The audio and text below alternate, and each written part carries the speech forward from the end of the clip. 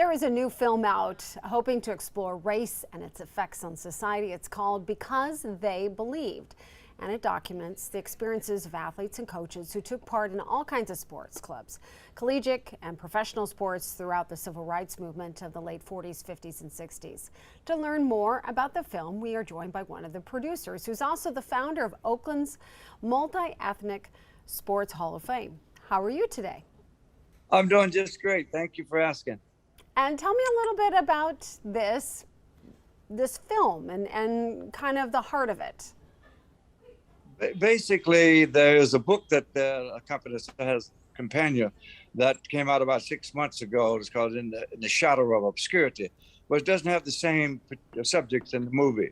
The movie, Because They Believed, was developed to explore systemic racism in America and the struggles and trials and tribulations that Black and brown athletes had to endure to reach their goal. What impressed you most? I mean, can you tell me a little bit about one in particular story that really touched home for you? Well, for me personally, they all touched home for me because I lived it myself, and so I can relate to each and every one of them. And I carefully chosen every subject and did all the interviews because I wanted to get a better feel about how they felt about racism in their own words and their own delivery. So I like them all. It really gives me chills just seeing some of the images that we're showing, and you can kind of understand and sympathize and empathize in regards to how difficult struggles were. And they continue to be challenging, but I would imagine years ago when there was so much more racism that they faced, that it was incredibly difficult. They expressed that clearly and distinctly in the movie. Each of these persons are members of my Hall of Fame, so I've known them for years. I know of their trials and tribulations. It was important to me to draw from them their personal feelings. So in this film, they talk about things that they told me that they had never shared before. And that's what I really wanted to come from it.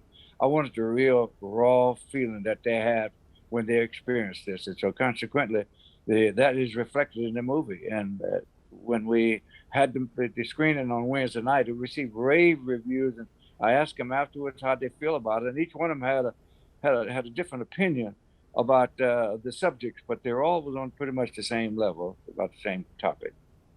Is there any story that you could share? I know that each is unique and each is fascinating and inspirational in its own way. Is there something you could share with us? I think the one that seemed to resonate with most people was the fact that they were not aware that John Collis's wife took her life as a result of the 1968 fist. And he had not shared that before, according to him. And I think another one would have been Billy Mills, because Billy Mills, when he won the 10,000 gold in 1964 in Tokyo, ironically Tokyo right now, they didn't know who he was. And they would not give him shoes because they said it was reserved for winners. I think his story is really, really exciting. It came to excite people. And of course, Dr. Carnegie and hockey, that was a riveting show as well. It really is profound, especially when you listen to the stories. I mean, the Olympics are always a time where we hear the backstory of what some of these athletes have gone through to get to the places that they are. But then you add all of these different layers and you hear some of the consequences of actions that happened so long ago that it really does sink into your heart. You're absolutely true. And I specifically chose July 21st for the screening because the Olympics were going to be 48 hours later. And the IOC, as most people know, have prohibited any kind of a protest, period. And I thought there would be a good time to show this movie and maybe to inform them of why there are protests, quite frankly, and why they will not go away until a lot of these issues have been resolved. And I think it's time for America to sit down and talk about black and brown athletes and others for that matter, and to realize that I'm hoping this movie will help shine light on that subject and illuminate through these athletes and what they had to go through. Who would you like to see this movie? Would you like this to be something that's played in schools? Would you like this to be out there at libraries or, you know, along those lines so that the widest audience could see it? Yes, I think now the book, I'll talk briefly about the book. The book is definitely has already moved over to the academic community. We're getting calls from a number of school districts and university and junior colleges to have the book read at the school, and that's assigned at school. That's fine. The movie itself, as you suggested, is actually for everyone from 8 to 100, as long as they can understand the impact of racism and realize that racism continues to exist and how it's important for all of us, every person, to make an effort to make that change. We need love now. We don't need hate.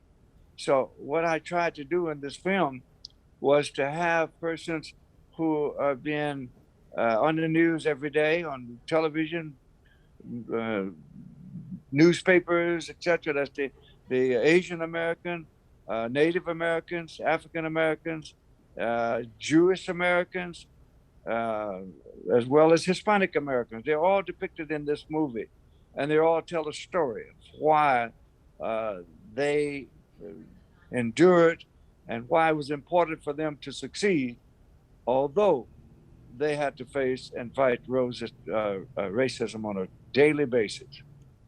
Where did the title come from? That's a good question. 3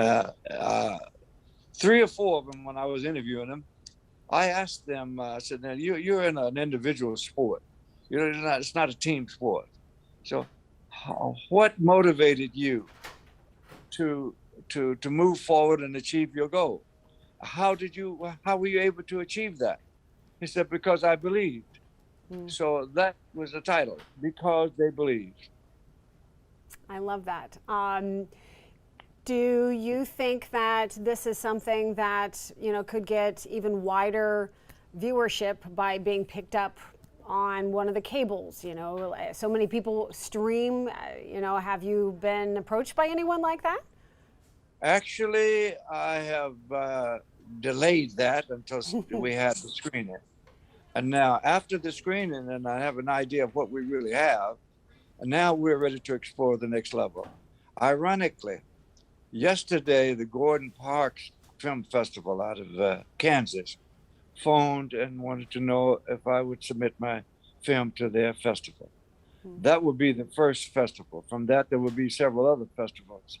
Then we'll go from there to television, and ultimately, I think this film will be shown on major networks all over, because it is that kind. Not because I'm the producer, but because of the content and because of the necessity for America to see films like this right now. Some of the comments I received back was that everybody pretty much said, "I got an education.